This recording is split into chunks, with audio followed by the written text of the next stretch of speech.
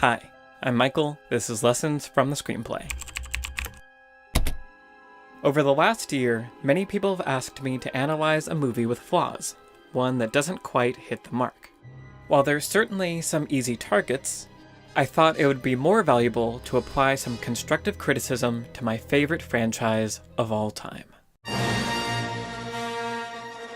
I love the Star Wars films. They are the reason that from age 2 I knew I wanted to make movies. And 29 years later, the same holds true, as The Force Awakens and Rogue One accounted for 8 of my trips to the movie theater in the last year and a half. But while I think these newest entries show promise, they also have problems. So today I want to examine some of these problems, to analyze the importance of showing instead of telling, to look at the difference between an active protagonist and a passive one, and highlight the importance of a strong character arc and meaningful consequences. Let's take a look at Rogue One and The Force Awakens. A common piece of advice in screenwriting is show, don't tell. By comparing how Rogue One and The Force Awakens introduce their protagonists, we can see why showing is more powerful than telling. Let's start with Jyn. In Rogue One, Jyn's character is first introduced when she's a little girl. We see young Jyn witness her mother's murder as her father is forced to return to work for the Empire.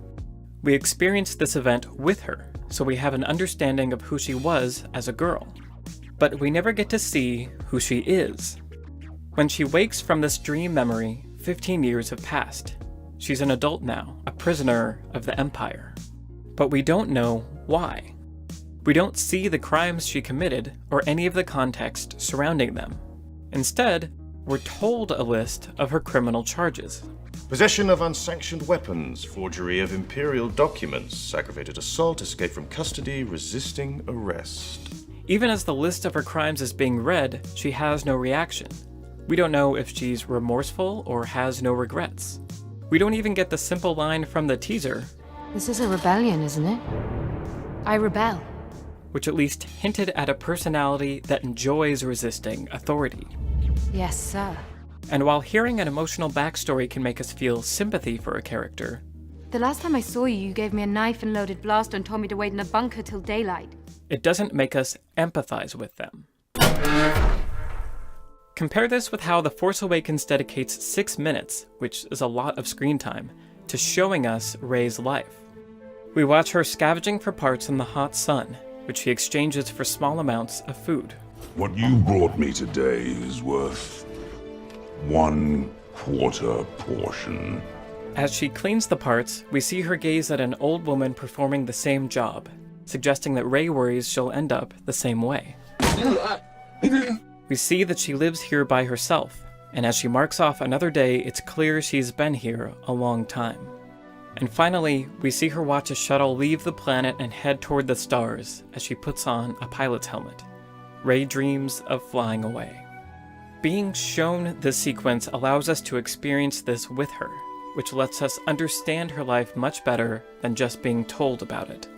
But the power behind Show Don't Tell isn't simply about visuals. In his book Screenplay, Sid Field writes, "Action is character. A person is what he does, not what he says. Because we're telling a story in pictures, we must show how the character acts and reacts to the incidents and events that he/she confronts and overcomes, or doesn't overcome, during the storyline. By spending time with Rey, we get to see her make choices, which is critical to creating an active protagonist. Throughout the first half of The Force Awakens, Rey takes actions and faces dilemmas that reveal her true nature. When she hears BB-8 being captured by a scavenger, she goes out of her way to free him. He's no respect for anyone. Later, Unkar Plutt offers her 60 portions in exchange for BB-8. Despite being tempted, she makes a difficult choice. Actually, the droids are not for sale. And when she learns that BB-8 is carrying a map to Luke Skywalker, she chooses to leave her home behind and make sure BB-8 is delivered to the Resistance. He's gonna get you home. We both will. We understand Rey's values because she's an active protagonist for much of The Force Awakens. Jyn, on the other hand, is a passive protagonist. In Screenplay, Sidfield again writes, "If you're writing your script and sense your characters are not as sharp or defined as you think they should be, the first thing you must determine is whether they're an active force in the screenplay, whether they cause things to happen, or whether things happen to them." For the majority of Rogue One, Jin doesn't cause things to happen. Things happen to Jin. She's rescued from the Imperial labor camps by the rebels, taken to their headquarters on Yavin 4, and presented with a non-choice choice.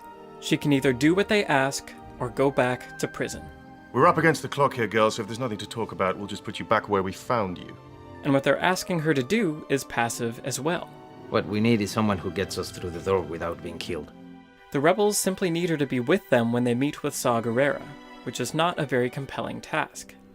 And the process of finding Saw is passive as well. They wander around Jeddah only to get caught in a firefight, caught by Imperials, and then finally caught by Saw's rebels. Her character's passivity prevents Jin from making meaningful choices that reveal her true nature. But this is not to imply that Rey is a perfect protagonist either. In most stories, the main character has some flaw or weakness that is preventing them from being their best self. Author K.M. Weiland describes this as the lie your character believes. In her book Creating Character Arcs, Weiland writes, "In order for your character to evolve in a positive way, he has to start out with something lacking in his life, some reason that makes the change necessary. He is harboring some deeply held misconception about either himself, the world, or probably both." The lie that Rey believes is established early on in The Force Awakens. I know all about waiting. For my family. They'll be back. One day. Rey naively believes the family that abandoned her on Jakku will return someday. And her character arc is to accept the truth and overcome this weakness that is holding her back. But the problem is that this weakness doesn't really hold her back. Most of the time, it simply takes the form of her telling people she has to get back to Jakku. But I have to get home. Jakku? I've already been away too long. The only meaningful consequence of Rey believing this lie comes after she has the Force vision and encounters Maz Kanata. You already know the truth. Whomever you're waiting for on Jakku, they're never coming back. Rey refuses this new path and runs away, which eventually leads her to be captured by Kylo Ren. But soon after, her Force powers grow and she's able to escape and ultimately overpower Kylo Ren. The lie that Rey believes has very few consequences, so overcoming it is not as powerful as it could have been. But consequences are not just helpful for defining character arcs. The entire momentum of a film relies heavily on meaningful consequences. I find that when I watch Rogue One, the second half is much more engaging than the first half. In the second half, the characters have a clear objective and the actions they take move the plot forward. But the first half of Rogue One is unnecessarily complicated and filled with sequences that have little to no meaningful consequences for the plot. For instance, Saw doesn't trust the Imperial pilot who carries the message from Jin's father. He subjects the pilot to a creature that causes its victims to lose their minds as it determines their true intentions. Borgullet will know the truth. But afterward, Saw Gerrera still doesn't believe the pilot. It's a trap, isn't it? What? The pilot! Who regains his mind the next time we see him. I brought the message, I'm the pilot. This scene doesn't move the plot forward because it doesn't change anything. There are no consequences. The following trip to Edu is similarly inconsequential. Jin has already seen the message revealing the Death Star's weakness. She and we know the next step is to convince the rebellion to steal the plans. But instead, they travel to Edu, beginning a 32-minute sequence that has no lasting consequences and provides them with no new information. It does function to let Jin briefly reunite with her father. But while the death of Jin's father should be a significant moment for her and the story, it ultimately doesn't change the trajectory of either. Once Jin has learned that Cassian had orders to assassinate her father, You lied to me. she's even angrier at him and the rebellion than before. I had every chance to pull the trigger. But did I? You might as well have. That's what Alliance bombs that killed him. This kind of revelation might give her cause to abandon Cassian and forsake the rebellion. But instead, in the following scenes, she's giving a stirring speech to the rebels Rebellions are built on hope. and teaming up with Cassian. This strikes me as a rushed, outside-in approach to story design.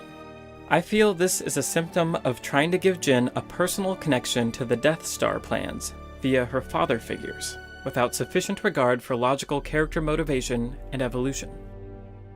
While the first half of Rogue One has some structural problems, once our characters take action to pursue a clear objective, the film regains a sense of momentum. May the Force be with us. And here, I think, is where Rogue One really shines. The premise is original in the Star Wars universe. A team infiltrates an Imperial base and sacrifices their lives for the rebellion.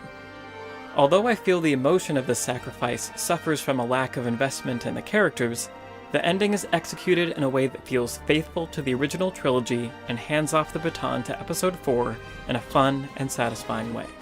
A great example of what a Star Wars story can be. And while The Force Awakens may have bitten off a bit more than it could chew, introducing new characters, continuing original trilogy storylines, establishing a new planet killer weapon only to destroy it shortly after, I feel it does do a fantastic job of making the audience invest in the protagonists. We understand who they are, and see them work together to overcome obstacles and share emotional losses, making us eager to see what lies waiting for them in Episode 8. Overall, I love what Kathleen Kennedy and Lucasfilm have done with Star Wars so far. I think they are taking interesting risks, and I appreciate that they have so prominently featured female protagonists and a diverse cast of characters. And it's because I love Star Wars so much that I think it's good to be constructively critical of the latest films. We all want these new stories to be as good as possible, which means being honest about what works and what doesn't. While neither Rogue One nor The Force Awakens are perfect films, I do feel they breathed new life into the franchise, and given the future of Star Wars films a very welcome gift. Hope.